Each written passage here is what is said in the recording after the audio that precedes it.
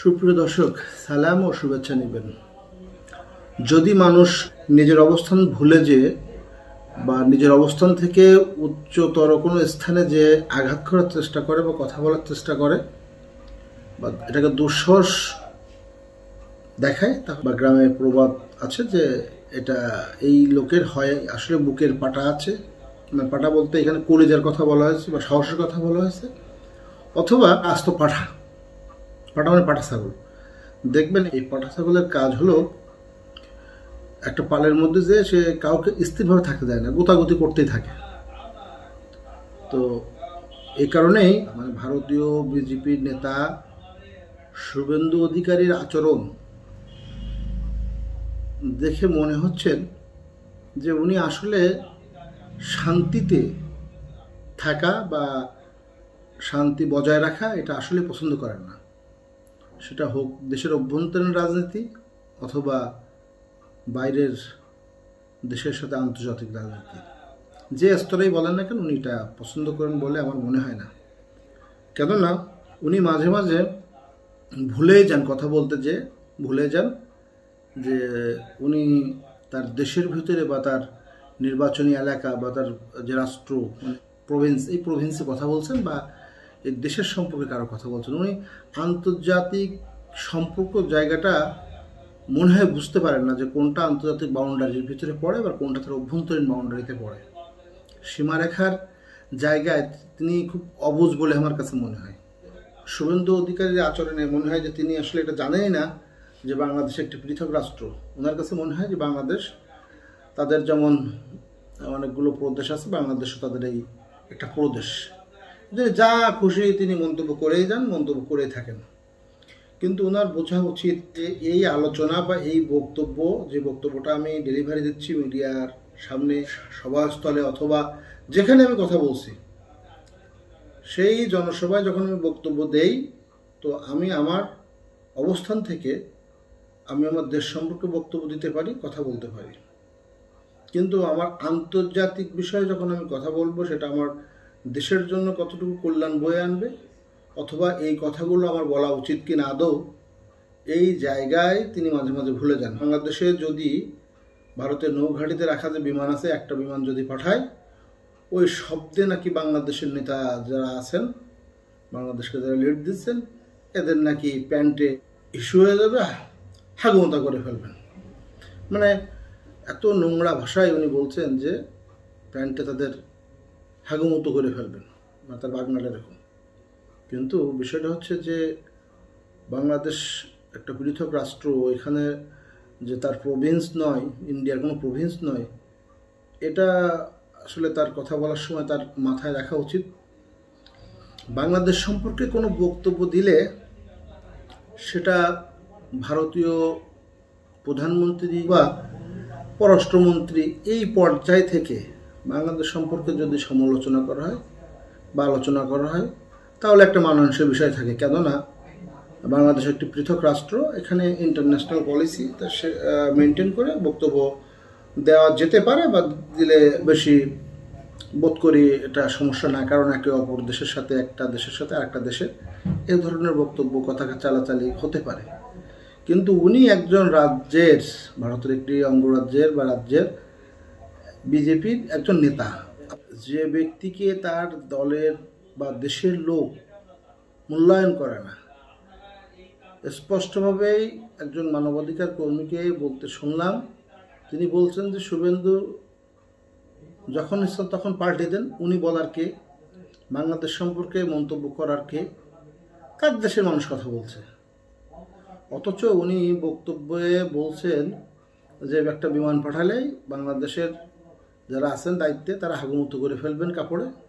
শুভেন্দু অধিকারী তার অবস্থান থেকে ডক্টর মোহাম্মদ ইউনূসের সমালোচনা কি করতে পারেন? একটা দেশের না, তিনি কিন্তু একটা পশ্চিমবঙ্গে টোটাল একটা মানে প্রদেশের নেতা বিজেপির।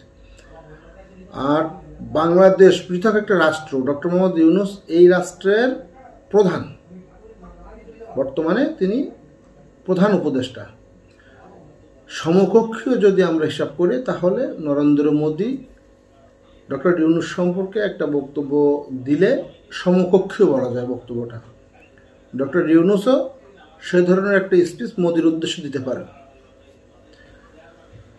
তো সেইখানে দেখা যাচ্ছে যে হিন্দুর মতো ব্যক্তি তিনি ডক্টর ইউনূস সম্পর্কে বলছেন মোল্লা ইউনূস।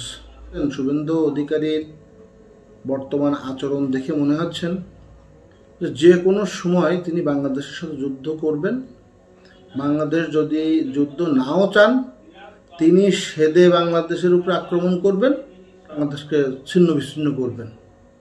যে পশ্চিমবাংলায় আপনি বিজেপির মুখপাত্র হিসেবে দায়িত্ব পালন করছেন, সেই পশ্চিমবাংলার লোকই আপনাকে বলে যে আপনি আপনার বক্তব্য গাঁজাখুরি, আপনি পাগলের প্রলাপ বকেন, আপনার স্বার্থে আপনি দল পাল্টে দেন। তো যে দেশের মুখপাত্র বা যে প্রদেশের মুখপাত্র হিসেবে আপনি আপনারকে রিপ্রেজেন্ট করছেন, সেই দেশের মানুষই আপনার সম্পর্কে এ ধরনের ধ্যান ধারণা পোষণ করে। সেখানে বসে আপনি বাংলাদেশকে হুমকি দেন, চাউল ডাউল বন্ধ করে দেব, না খেয়ে মরবে, একটা বিমান পাঠালে প্যান্টে হাগুমুতু করে দিয়ে কাপড় নষ্ট করে ফেলবে। বাংলাদেশের বর্তমান প্রধান উপদেষ্টা ডক্টর ইউনূসকে আপনি মোল্লা, কাঠমোল্লা বা মোল্লা ইউনূস বলছেন। তারপরে কি করলেন জনাব রিজভী আহমেদ? উনি প্রতিবাদ জানিয়েছেন ওনার স্ত্রীর শাড়ি পুড়িয়ে, ভারতীয় পণ্য সে শাড়ি, সেটা পুড়িয়ে তিনি প্রতিবাদ জানিয়েছেন। আপনি বিষয়টাকে কিভাবে বলছেন যে কয়েকদিন আগে মোল্লা রিজভী বাংলাদেশ থেকে ইন্ডিয়ায় যে হাড়ে রিং পরিয়ে এসেছেন, এসে রিংটা খুলে দিয়ে যান বা রিংটা খুলে ফেলুন।